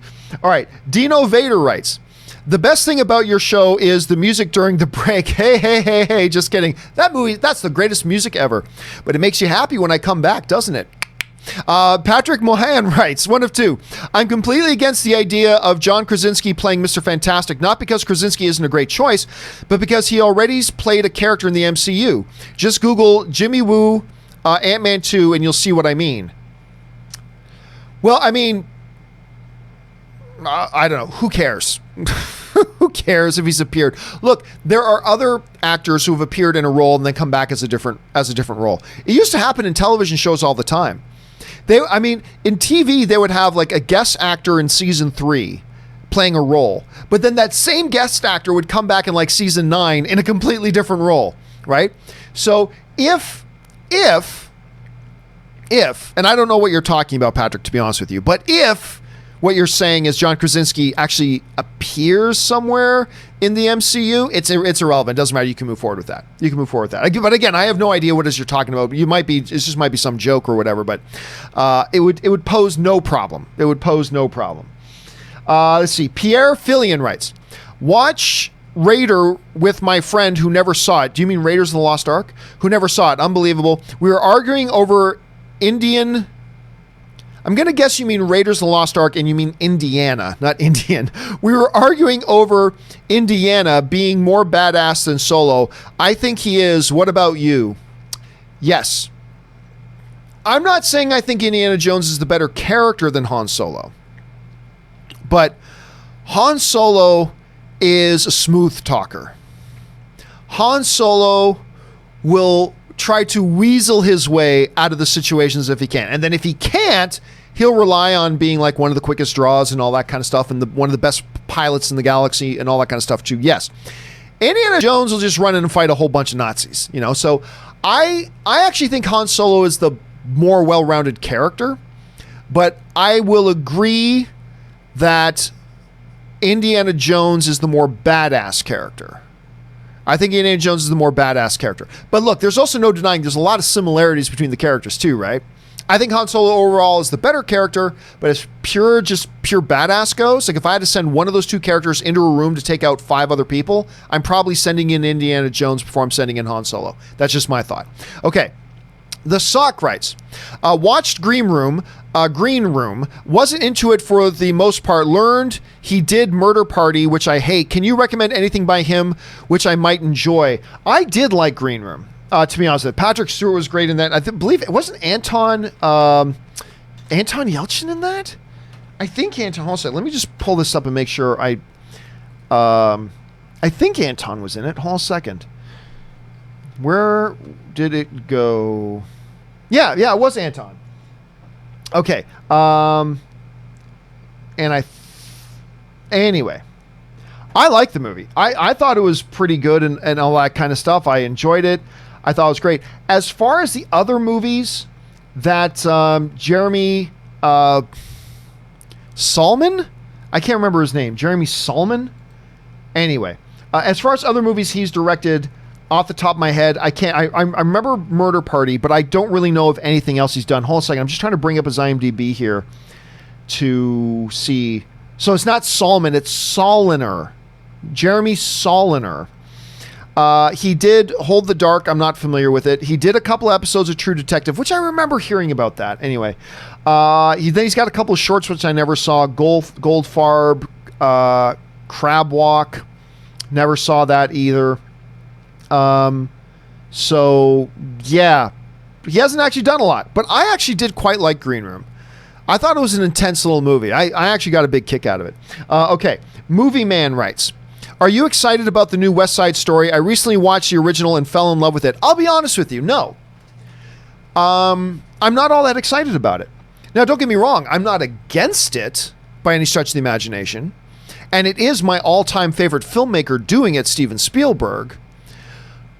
But for whatever reason, no, West Side Story is not a thing that's jumping out at me. Now, I may watch it and think it's the greatest movie of the year, but to be quite frank with you right now, no, it's not one of my most anticipated movies of the year. Maybe it should be, but just to be perfectly honest with you right now, it's not. Even the only reason I'm even remotely interested in it is because of Steven Spielberg.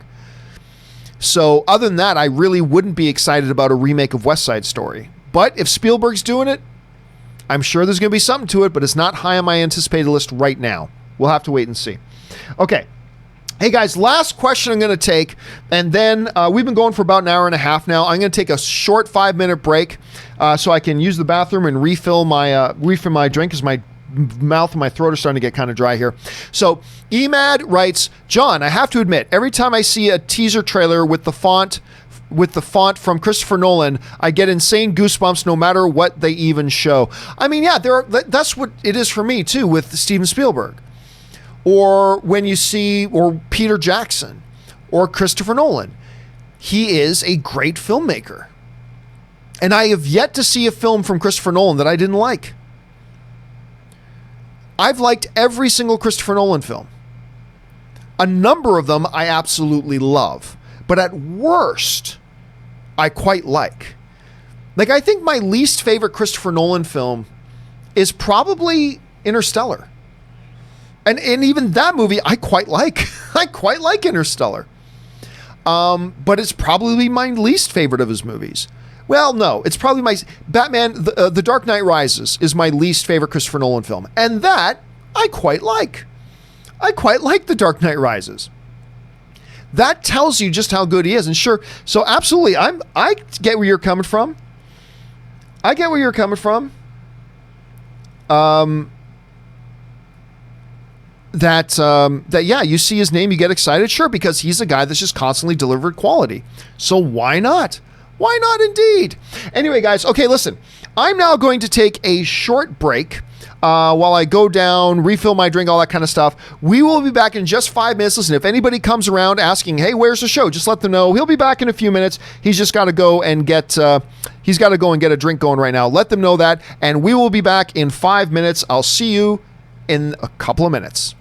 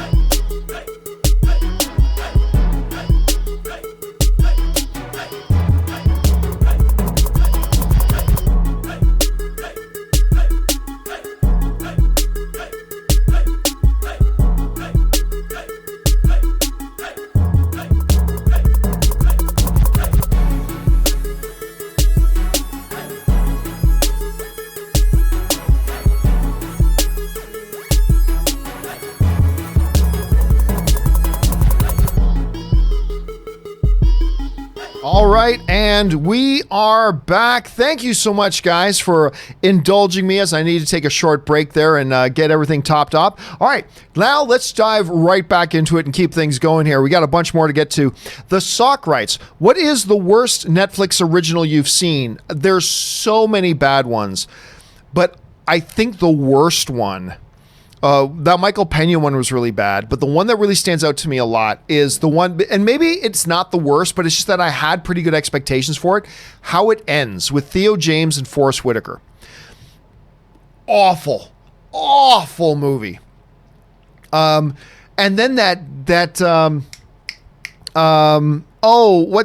name of it again? The horror series, The Giant Monsters. Why am I forgetting the name of that series? You know, the one with the giant monster attacks series, and then they did another one, and it was supposed to go in theaters, and Paramount dished it off at Netflix, and I'm forgetting the name of it, whatever. But that sucked a lot, too. But that Forrest Whitaker, Theo James, How It Ends, garbage. And there are a lot of movies, there are a lot of originals on Netflix that are almost as bad as that. But to me, that's the worst one I've seen personally. All right. William Crook writes, Holt Kalani from Mindhunter, the big guy, looks a lot like former NFL coach Rex Ryan. He does look a little bit like Rex Ryan. I hadn't even thought about that. He does look a bit like Rex Ryan. That's actually a good observation. I think you're absolutely right about that, William. I think you're 100% on the money about that. If they ever did a Rex Ryan movie, that dude could totally play him. Good observation. All right. Iggy is Horrible writes, quickie review time. Scary stories to tell in the dark. 2.5 out of 5. Great creature creations, but it felt uneven. It rose my anxiety levels, but each sequence ended with a dud. Oh, that's unfortunate. I've heard some good things about it. It's not a movie that ever interested me, to be honest with you, but I've heard some decent things about it. But obviously, Iggy, didn't work for you. Thanks for sharing your thoughts, man. All right, Factual Opinion writes, just saw The Wrath of Khan for the first time, and wow, yeah. I mean, look.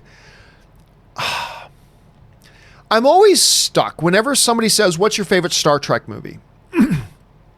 Because I want to say Wrath of Khan. I mean, that it feels like what you should answer.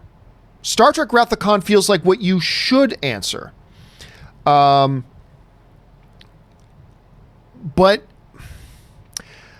I think Voyage Home might be my favorite one. The one with the whales. The one with time travel, oddly enough, and I hate time travel in movies, but it might actually be that one. But The Wrath of Khan is so bloody great.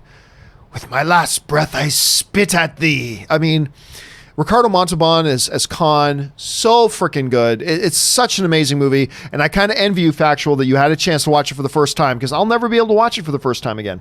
All right, Iggy is Horrible writes, Good Boys, 3.5 out of 5. Gross out humor was okay, but how innocent and subtle jokes were better. Kids were fun. Loved the friendship they had. Lucas was a standout. Yeah, Lucas was great. I would give it like a 4 out of 5, personally. Not that I give numerical scores anymore. All it had going for it was its laughs, but to me, it had a lot of laughs. And that kind of carries it over the finish line for me. Yeah, it didn't have the heart that other films like it have. It didn't have as good of a story as a lot of the other comedies of its ilk have and all that kind of stuff. But man, what you primarily go for in comedies is laughs. And for me, it gave me laughs. Weak in a bunch of other areas, sure. But its main goal is to give laughs, and I laughed a lot. So anyway, it sounds like you at least enjoyed it, Iggy. I'm glad you did. All right, Jordan Harris writes, August has been great so far. Watch The Boys, The Farewell, The Art of Self-Defense, Hobbs and Shaw, Booksmart, Always Be My Maybe, and The Peanut Butter Falcon. That does sound like a pretty good month so far, and I have still not watched The Farewell. That's my number one movie on my list that I got to see right now, and I've got it, and I can't do it today, and I can't do it tomorrow, so I better see it Tuesday, because I can't see it Wednesday either. I still got to see The Farewell. It's funny, because I was out with Dennis Zen last night. We were watching the UFC fights, and we started talking about it. He goes, you still haven't seen The Farewell. And I think it's to him still the best movie of the year. But yeah, Hobbs and Shaw, Booksmart to me is still the best movie of the year. Always Be My Maybe was completely charming. So it sounds like you've had a pretty damn good month, Jordan. That's a good list. All right. Iggy is Horrible writes, But best movie I saw, Angry Birds, 4 out of 5. I couldn't stop laughing. That bathroom scene was hilarious. It's the popcorn version of animation goofy fun. I have not seen Angry Birds 2, and I have no plans on seeing it. Look, I saw Angry Birds 1, and it was quite terrible. But oddly enough, I'm hearing some pretty good things about Angry Birds 2. As a matter of fact, there was a story that came out the other day that Angry Birds 2, wrap your heads around this, Angry Birds 2 is now the highest critically rated video game movie of all time. Wrap your heads around that. The highest critically rated video game movie of all time, let me just pull this up, is Angry Birds 2. Angry Birds 2 right now is sitting at 76%. I'm curious what the first one, what the first Angry Birds did, because the first one was, I did not like it at all. Yeah, the first one's at 44%, which I think it should even be lower than that. But first one's up 44. This one up significantly, 76% on this one. 76. And again, wrap your heads around it. Angry Birds 2, the highest critically rated video game movie of all time. It's unbelievable, but that's the state of video game movies. Now, again, I have no plans on watching it. I don't have any plans on watching it. I was just too turned off by the original. But like I said, 76% of the critics like it. I'm hearing from a lot of people who've seen it. They're saying, you know what? This Angry Birds movie is actually pretty good. You, Iggy, clearly liked it. I mean, hey, every once in a while, a movie can come out and shock you, right? It can come out and shock you, so I'm glad you enjoyed it. Highest critically rated video game movie of all time. Wrap your heads around it. All right, Liam Donaghy writes, do you agree on studios liberally retconning IPs? Sure, why not? It doesn't matter. It really doesn't matter. I mean, there are times in certain franchises that I like it less than in others, but overall as a principle, there are exceptions, but overall as a principle, sure, it's their stuff. They can do whatever they want with it. So in principle, yes, there are sometimes it's done that it bothers me. Sometimes it doesn't, but overall as a principle, I've got no problem with it. It doesn't mean I would do it, but hey, it's their stuff. They can do whatever they want. Eric Gordon Berg writes, I think Mike Oxmall. I have no idea what that means. Sorry about that, Eric. Jamie Oliver Hernandez Porras writes, hey, John, how the projections work in theaters? Do they use 24 millimeter film, USB Blu-ray discs, or streaming in worldwide premieres? I mean, look, there are movie theaters that still use film. The vast majority of theaters today use digital projection. How do they distribute? Some still physically deliver these big hard drives with the movies on them. Some use wireless communications to digitally send the movies there. I mean, I think that's the most popular way now.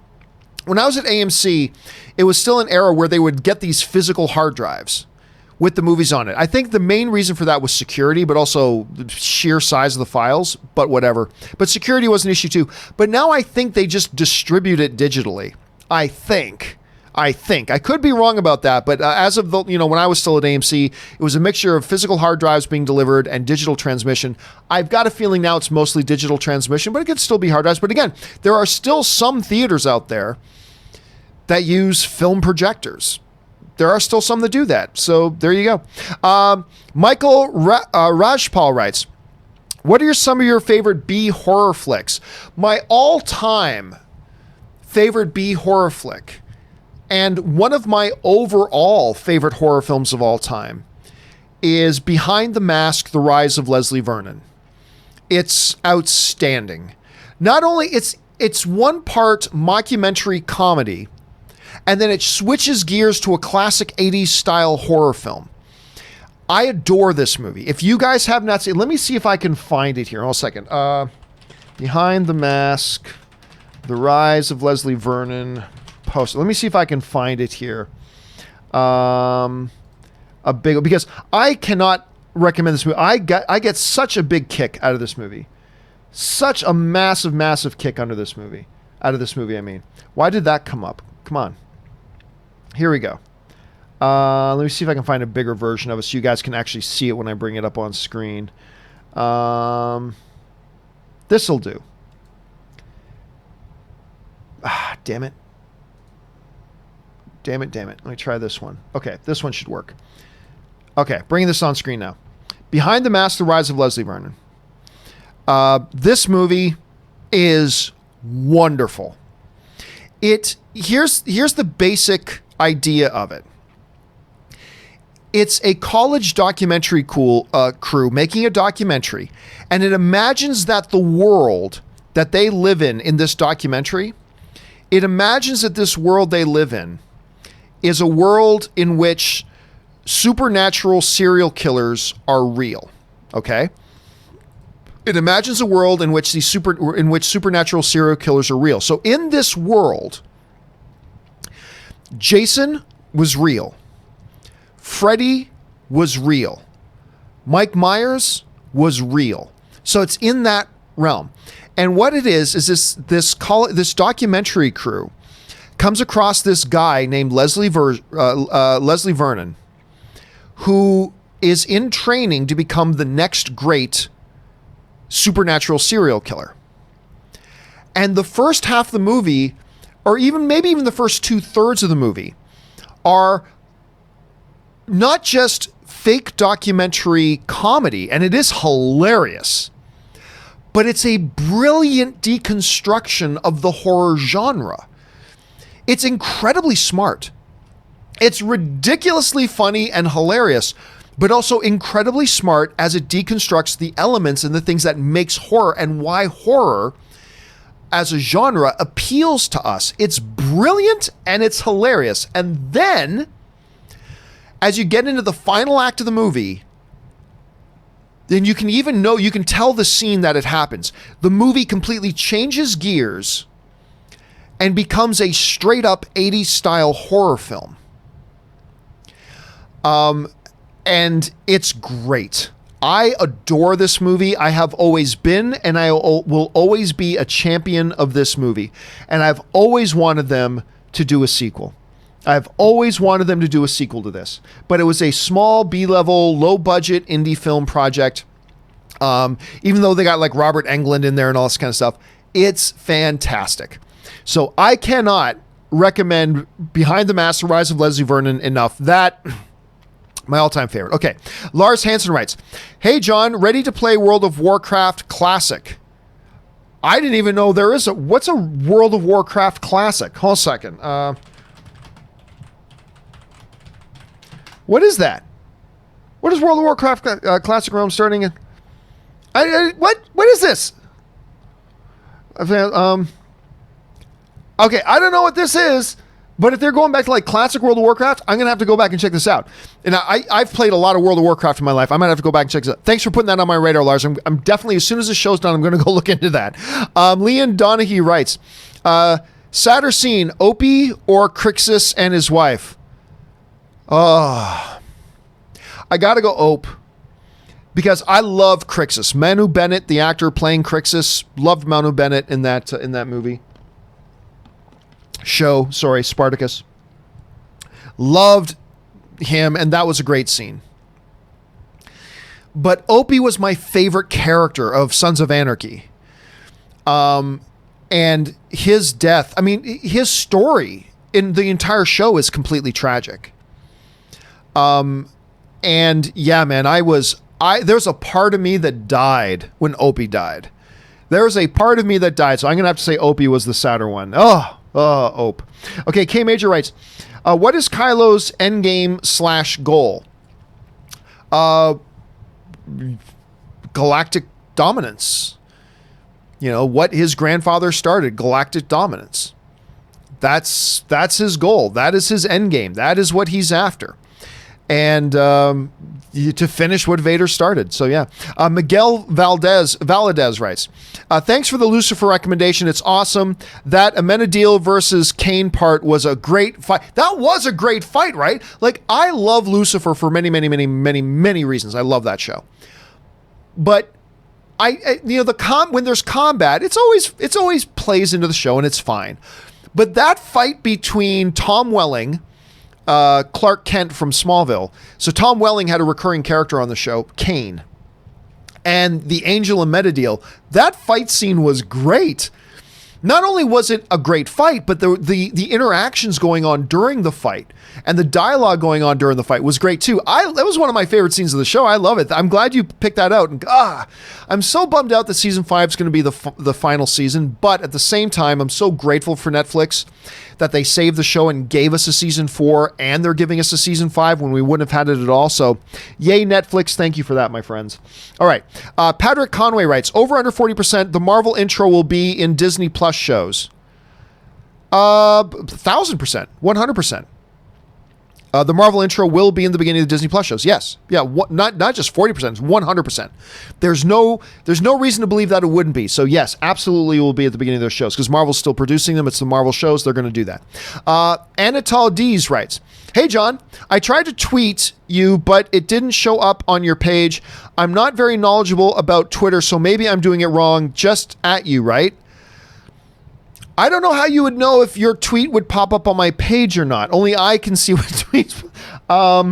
That's not how Twitter works. If you're just trying to send me a message, yeah, you can just tweet me at John Campea. Now understand, Anatol, if you're looking for me to respond, I get a lot of messages every day, and I just can't respond to most of them. That's just the reality of it. I mean, between messages I get on Twitter, messages I get on Instagram, messages I get in email, messages I get in the comment sections, messages I get in the john@johncampea.com form that people fill out. I literally get 200 plus messages a day. So, I mean, the reality is I read them all. I see every message that gets sent to me, but I clearly can't spend 4 hours a day responding to all of them. So I may or may not be able to respond. But yeah, if you want to send me a message, you probably won't see it, but you can just, at John Campea to me at Twitter, and I'll see it, but I can't guarantee I'll be able to respond to it, just so you know, because I just don't have that kind of time. Kellex writes, if the MCU ended with Endgame, as I said it should have, and they rebooted in 2 to 3 years, they'd have no problem adding in X-Men, Fantastic Four, Deadpool, etc. Yeah, that's true. If you ended the MCU with Endgame and then rebooted the MCU in 3 or 4 years, then yes, you can now create your world and say right from the beginning, mutants have been a part of this world, all this kind of stuff. You can do that. But you're probably also sacrificing too much. You know, they've got stories for Black Panther that build on what they've already done with Black Panther. That if you reboot, you do away with all of that. They've got stories for Doctor Strange they want to tell that is built on what they've done so far. And if you just reboot, you do away with all of that. They've got things they now want to do with Captain Marvel that will be based on and built on the things they've already done that gets all swept away if you reboot. So while yes, rebooting right now does give you an easy way to introduce the X-Men and mutants into the world, because you can just start your world saying they're a part of it, right? That does solve that problem, but it creates a dozen other problems. Well, a dozen is that plus that. You solve that one problem, but you create dozens of other problems, right? So you are 1,000% right. If they rebooted now, the X-Men problem is not a problem at all. The Deadpool problem probably isn't as much of a problem as it is right now. You fix that, but you create a bunch of other problems, and you throw away a lot of groundwork you've laid for other characters that now you got to start from scratch again. So there are advantages and disadvantages. Advantages, but the disadvantages, I personally think, Alex, that the disadvantages far outweigh the advantage there. Patrick, where were we at here? Patrick Muhan writes, my comment about John Krasinski in Ant-Man 2 was a reference to Asian Jim Randall Park. Oh, okay, because Randall Park in Ant-Man 2 was in an episode of The Office where they referred to him as Asian Jim. So there you go. Asian Jim for The Office appearing in Ant-Man 2. He played the FBI agent. Ben Rayner writes, regarding that John Krasinski comment, Patrick said he was Jim Woo in Ant-Man 2, who was actually played by Randall Park, who played Asian Jim in The Office. Right. There you go. Now I get where you're coming from with that. So you would just get Caucasian Jim, I guess. Now John Krasinski can just be known as Caucasian Jim or Caucasian Jimmy. That's what he would be. He'd be Caucasian Jimmy. Caucasian Jimmy Woo is what he would be. I love Randall Park, by the way. He's so good. Look, I haven't watched all of Fresh Off the Boat, but my God, he's so funny in Fresh Off the Boat. And he was so charming in Always Be My Maybe. I am a big Randall Park fan. I forget his name most of the time, but I am a big fan of this dude. This dude is so funny. I dig him. So anyway, now I get what you guys were talking about. Now I get, thanks for the follow-up to that, Patrick and Ben. Thank you for clearing that up. All right. Doo Ba writes, looking forward to the clowns, It 2 and Joker. Can't wait. I mean, look, last night we were driving into Hollywood to go watch the UFC fights, and we passed by a big It billboard, and it just started this big conversation in the car. Oh, we're so excited about seeing It 2. I can't believe how excited I am to see that movie. It 1 was such a pleasant surprise. I mean, it looked good when it was coming out. When the first It was coming out, it looked good, but it didn't look as good as it ended up being, right? So now, you know, I had decent expectations for the first It, but now expectations for It 2 are like way up there. So I'm so stoked for that, and the anticipation is building for Joker. We're only about 7 or 8 weeks away from Joker now. It's a good time for clowns, my friend. It's a good time for clowns. All right. Calvin Bose writes, leaving with it, never leaving. Leaving the with it, never leaving the theaters. Why is Rocky Horror not in the $1 billion? Oh, because $1 billion is a lot of money. Like it makes a few $1,000s every month, but $1 billion is a big number. I mean, that's why it's never gotten to that. With it never leaving. So you caught yourself, Calvin. You saw, okay. With it never leaving the theater. Why is Rocky Horror not in the $1 billion club? Because you have to make like $1 million a month, right? Even at $1 million a month, you'd have to have 1,000 months to get to $1 billion. So yeah, no, it's just, and it plays in a couple little theaters, makes a few $1,000s every month. Yay. But no, $1 billion, do not underestimate how big the number billion is. Don't underestimate how big that number is, buddy. All right. Thanks for clarifying the statement though. I appreciate that, Calvin. All right. Ray Tracy writes, Bob Iger is worse than Michael Eisner. Thoughts? What the hell are you talking? Bob Iger, the guy who guided Disney to being the most dominant entertainment brand in the world? Bob Iger, who oversaw and orchestrated what the MCU became, putting people in position, financing that kind of stuff, the acquisitions, all that kind of, the expansion of the thing. They've made him the most dominant thing to the point that they could spend $71 billion on buying Disney, blah, blah, blah, blah. Just what? What? That's a ridiculous thing to say, Ray. That is a ridiculous thing to say. He's only governed over it and oversaw guiding it to its biggest successes in its history. There is a reason he is who he is. That's just objectively a ridiculous thing to say. Just look at all the facts and what they've accomplished there. Has he made some mistakes? I believe he's made some mistakes, yes. But my God, he's probably the most sought after executive on the planet right now. I mean, so no. Just no. Jonathan Vigoa, and this is our final question today, guys. Jonathan Vigoa writes, thoughts on 2-parter movies. Do you think it's lazy for directors not to get everything into 2 to 3 hours, or certain stories it works well for? Oh, no. I mean, I think there are some stories that you come up with that are by design meant to be, parts. Like, for instance, take It. It is simply a book that is just far too big. You can't do It in one movie. At least not without sacrificing far too much. Far too much. A lot of things you can put into one movie, and you need to put into one movie. Look, and there's not one general rule either. There are times that, I'm sure they've put it into 2-parters that it very well could, if the hands of a better storyteller, it could have been done in one. But so there's no one general rule that applies to everything. But no, it's not necessarily lazy, because there's some that just by design, they're meant to be that way. So it all depends on each individual one. It's like movies that are over 2.5 hours long. Some movies are 2.5 hours long or longer that are just too long. But some movies are 2.5 hours or longer that are the perfect length, right? There's no one general thing. So something like multiple part movies and things like that, I just don't think there's any one general rule that says, oh, if you do a 2-part movie, that just means you're lazy. Well, no, look at the circumstances of that particular project. And do those circumstances call for something to be done in 2 parts? Or is this something that very well easily could be done in 1 part, right? Here's a great example. It is a great example of something you have to do in 2 parts. Now, if the first It flopped, then they just wouldn't do the second part, no problem. But if it succeeded, you've got the second part ready to go because it's about this thick of a book. And just the way the narrative is broken up, it's just too much. Whereas The Hobbit easily could have been done in 2 movies. The Hobbit didn't need to be 3 movies. That easily could have been 2 movies. So there's the 2 examples of 2 radically different approaches, right?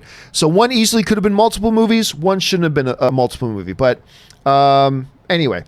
Okay, guys. That will do it for today's installment and this weekend's worth of open mics. Thank you guys so much for being here and being part of the show. I hope you guys have a marvelous rest of your weekend. We've gone just a little bit over 2 hours here. I hope you guys have a marvelous rest of your weekend filled with friends, family, or if you need a little bit of me time, some nice peace and quiet by yourself, a good book, a good beer, a good show, whatever it is that you need this weekend for the rest of it, with what's left of it, I hope you guys are able to get it. Don't forget, guys, the John Campea Show returns again tomorrow morning with me, Chris Carr, Robert Meyer Burnett. Make sure we've already started working on some of the stories we're going to be covering for tomorrow. Make sure you guys come and join us for that. I'm really excited about it. And just to let you know, I'm starting up a new Star Wars role-playing game this week, and we're actually going to film a little bit of it.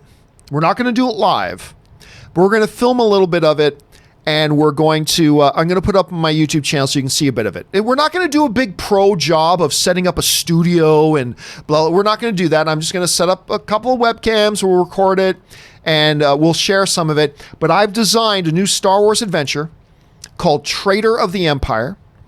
It is a Star Wars role-playing game adventure set in the time period between Empire Strikes Back and Return of the Jedi. And we've got our players.